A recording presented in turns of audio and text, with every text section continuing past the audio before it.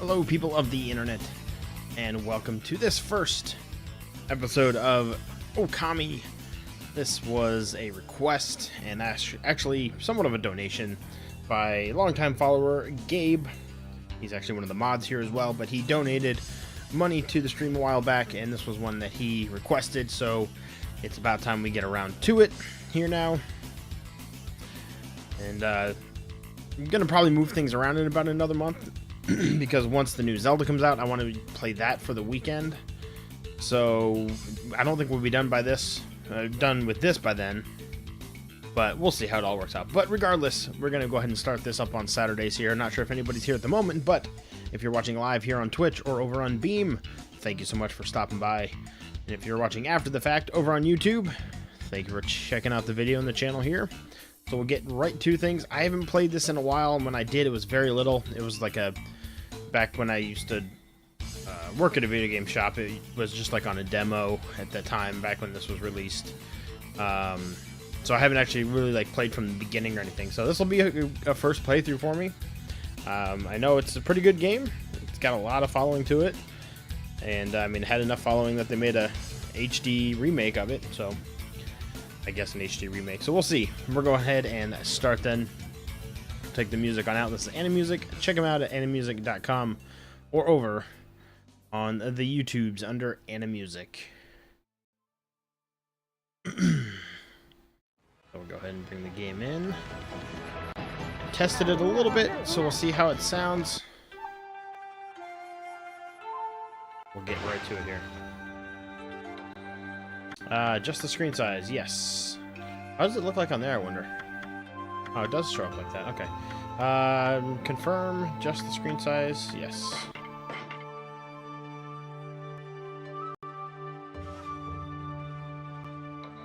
Does sound like it's a little loud, so let me just pop it down just a smidge. Alright, we're gonna go into the options here real quick, just to make sure.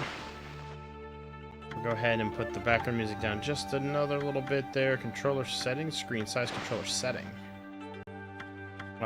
Oh, you can use motion control? That's kind of cool. I don't need to calibrate, so that's fine. I don't know. I don't have any motion. Actually, I think we do. I've never really used them. Okay.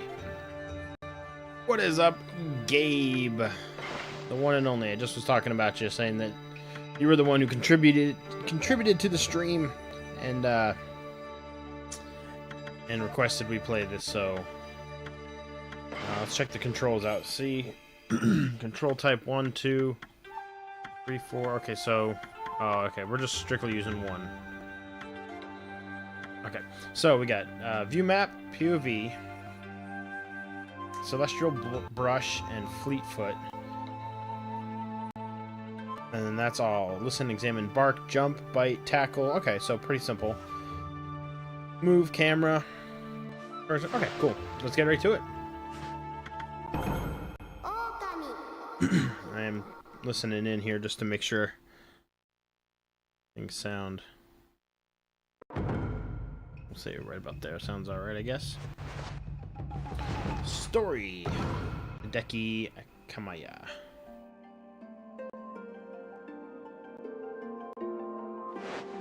So are you working tonight, Gabe, or are you off? Are you able to actually watch tonight? There are a lot of tutorial, unfortunately. Oh, really? Well, that's fine. Long ago, a tiny hamlet known as Kamiki lay nestled in a grove. Oh, so that's nice. You can proceed. Doesn't do it for you. Grove proud of beautiful cherry blossoms. Each and every tree around the quiet burg is honored as a god. The beginning is a little lahan. Well, that's alright. However, the village was not without a dark secret. I'm off on the weekend, so that is still a thing. Awesome.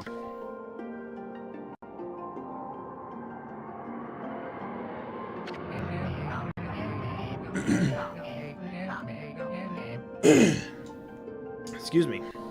Satiate the appetite of Orochi, the fearsome cave-dwelling beast. A young maiden was offered as a sacrifice at the annual festival.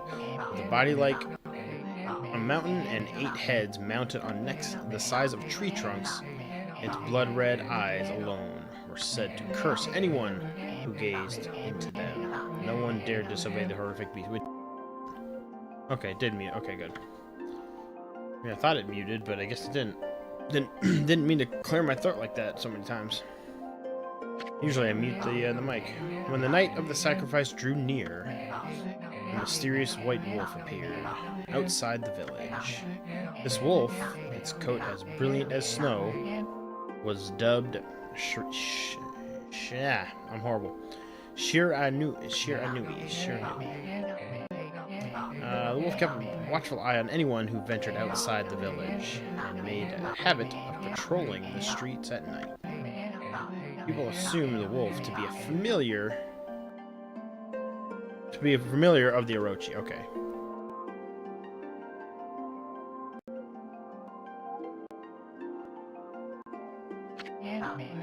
One villager took it upon himself to face the fearsome Shiranui.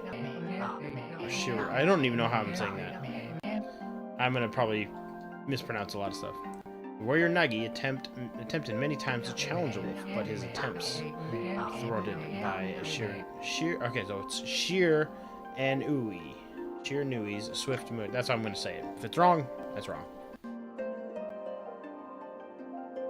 I think it sounds alright. Long before the night of the accursed festival had arrived, the white plum arrow heralded a coming sacrifice.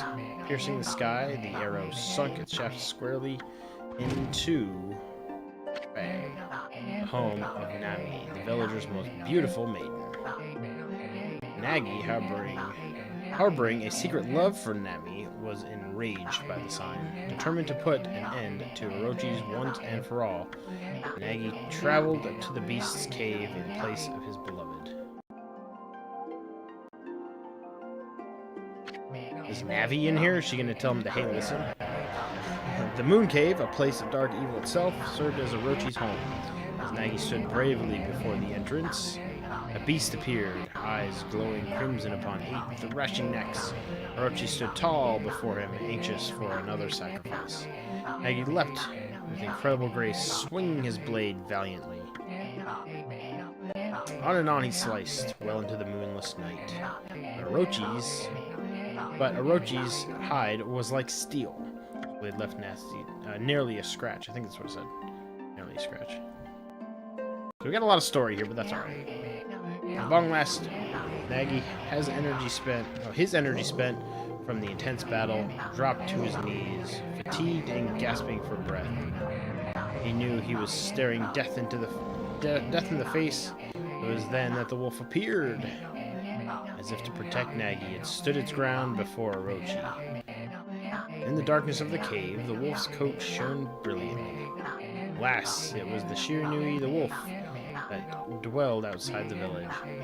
Bearing its fearsome claws, Shiranui leapt toward Orochi. Orochi reared its terrifying heads, readying its fangs for battle. Two beasts struggled wildly, thrashing in the darkness.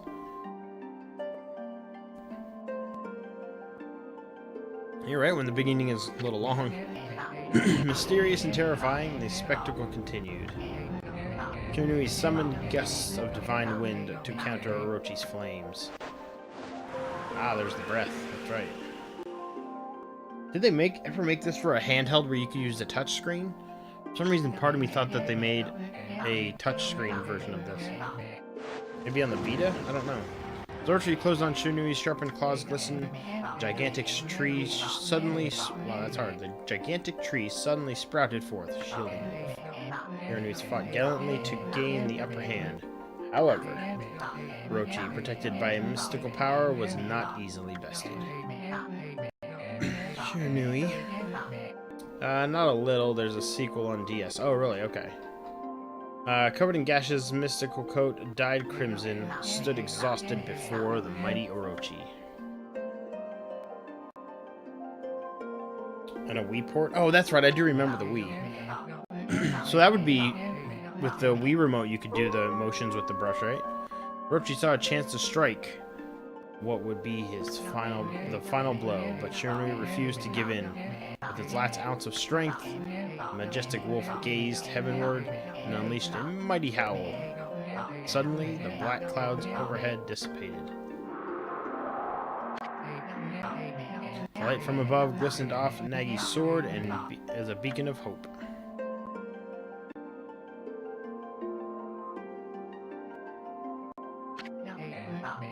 Guided by his sword, Nagi, who had been taking shelter in the shadows, stood proudly to face his adversary.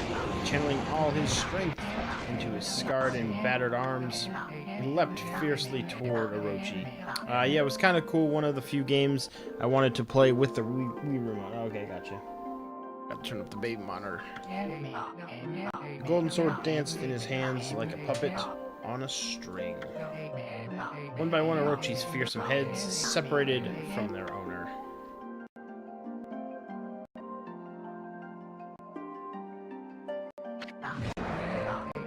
Oops, I forgot to stop that too. Orochi's broken body collapsed in a lake of its own blood. In that instant, the curse that plagued the villagers was lifted. As the battle subsided, the sun shone once again in the sky. The sun? I thought the moon was out. Shiranui had succumbed to Orochi's poison and struggled to breathe. Nagi scooped the beast into his arms and returned to Kamiki. That's the village, I'm guessing. I don't remember hearing Kamiki. When they reached the village, Shiranui was no longer moving. The village elder gently stroked the wolf's head. In response, Shiranui let out a hoarse and pitiful bark, and closed its eyes and drifted off, as if into slumber.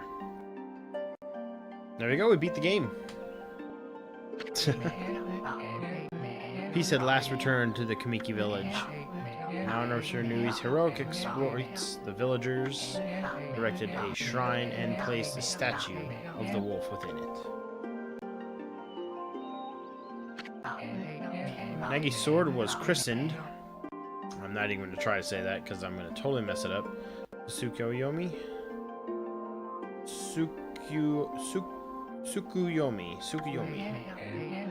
She's probably silent.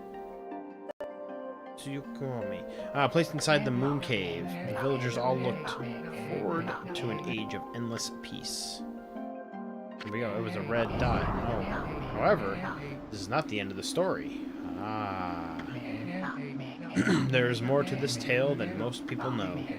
100 years had passed since Nagi and Shiryu. I'm getting that wrong. Shiranui's heroic exploits. It happened so quickly that no one in the village even took notice.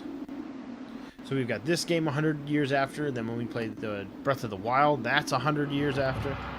It's a very Japanese game. I know a little bit. I've always wanted to learn Japanese. I just not gotten really around to it, but I'm just always bad at pronunciations. So we got a black figure here. Is this the legendary sword? Is this Tsukuyomi? The sword that banished the dreaded Orochi? So try to lift it. That's a huge sword. No, it couldn't be. It's just unless that person's really small, but that handle is like 2 hands he's got. Nothing but a fairy tale.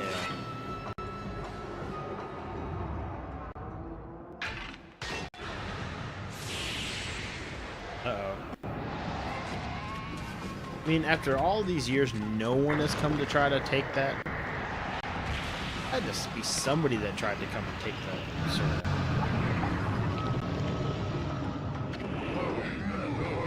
Oh, he who seeks power, he who has broken my bonds, speak the words, I wish darkness unto the world. Utter that prayer unto me and unleash my power. Kinda looks like a Zelda character. The postman, he's got the really long face.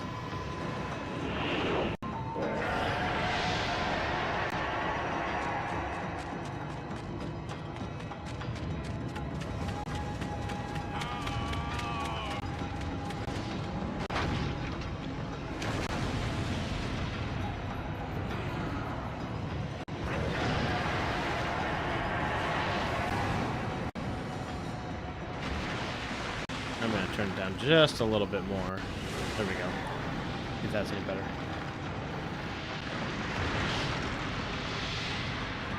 What is up, hero? How you been?